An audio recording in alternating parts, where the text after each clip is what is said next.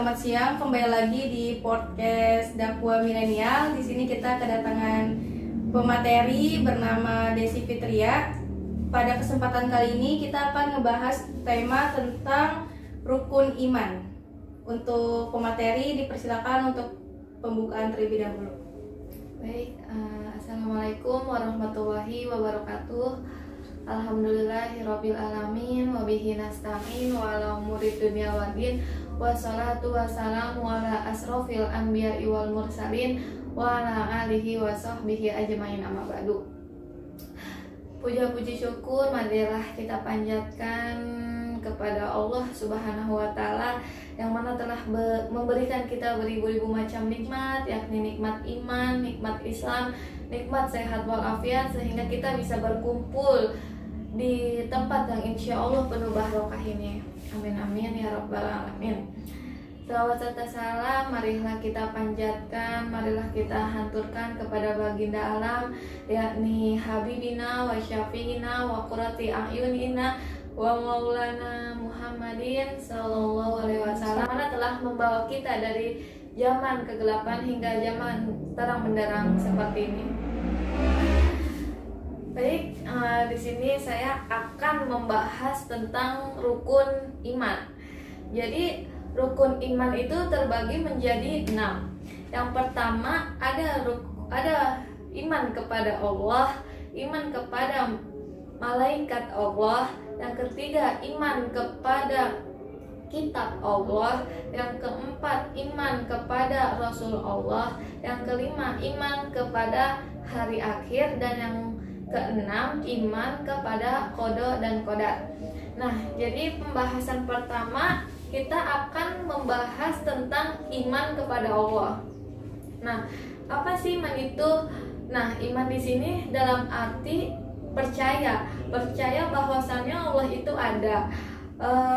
Percaya kepada Allah adalah pintu keimanan. Bukankah keimanan itu adalah suatu kepercayaan, suatu keyakinan kita terhadap Allah tanpa adanya rasa keraguan sedikit pun.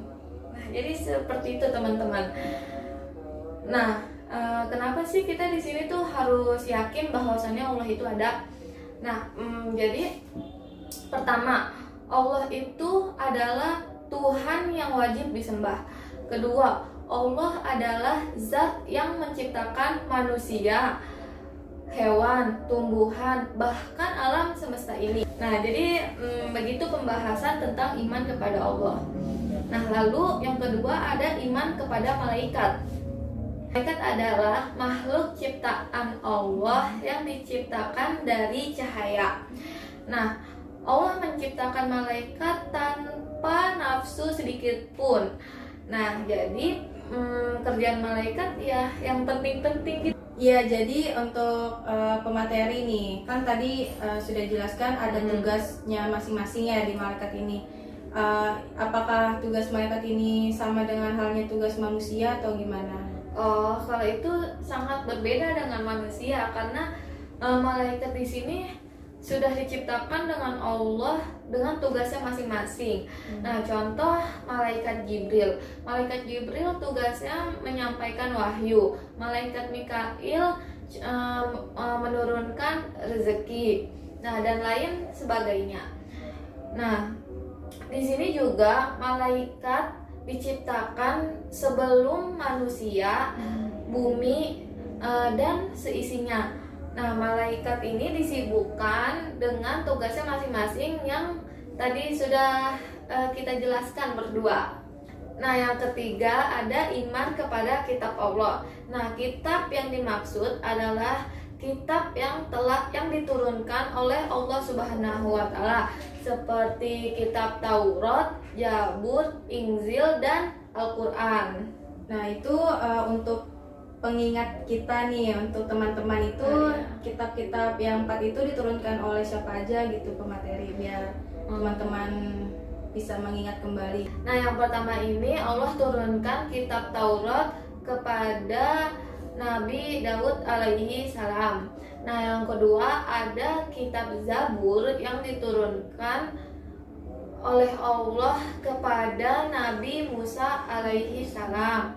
Yang ketiga, ada kitab Injil yang diturunkan oleh Allah kepada Nabi Isa alaihi salam. Yang keempat, ada kitab Al-Quran, pedoman hidup kita semua umat Islam, yang diturunkan kepada Allah kepada Nabi Muhammad Shallallahu Alaihi Wasallam.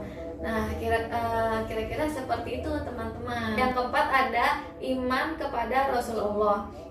Nah, Rasul adalah Nabi yang dipercayakan oleh Allah untuk menerima risalah. Hal ini kita tahu bahwa Rasul mempunyai umat untuk didakwahi, sebab menyampaikan risalah makanya dinamakan Rasul. Yang kelima, ada iman kepada hari akhir atau hari kiamat.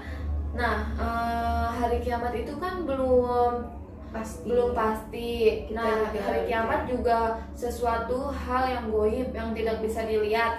Nah, maka dari itu kita harus meyakini bahwa hari kiamat itu ada. Nah, di sini hari kiamat juga terbagi menjadi dua, ada kiamat kubro dan kiamat sugro. Nah, kalau kiamat sugro itu adalah kiamat kecil, kalau kiamat kubro itu adalah kiamat besar. Nah, ini kalau kiamat kubro ini benar-benar sesuatu kiamat yang benar-benar kiamat gitu teman-teman. Nah, kalau kiamat sugro itu contohnya kayak adanya banjir, adanya tsunami.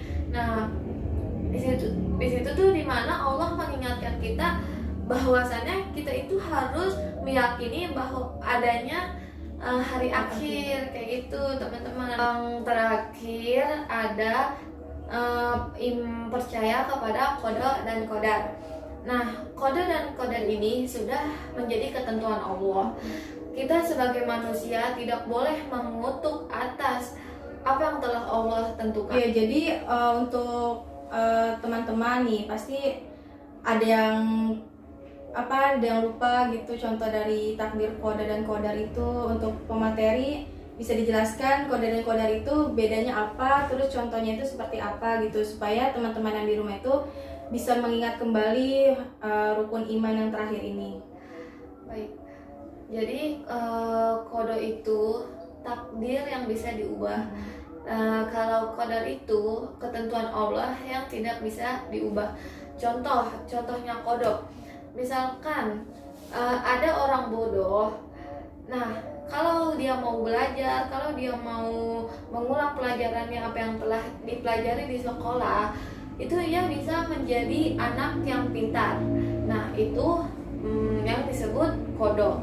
Kalau yang disebut qadar, itu Allah sudah menentukan kapan manusia ini mati, kapan manusia itu mati. Itu manusia tidak bisa mengubah bahwasannya Allah menentukan nih manusia A mati tanggal sekian. Nah, manusia tidak bisa mengubah tanggal kematian tersebut.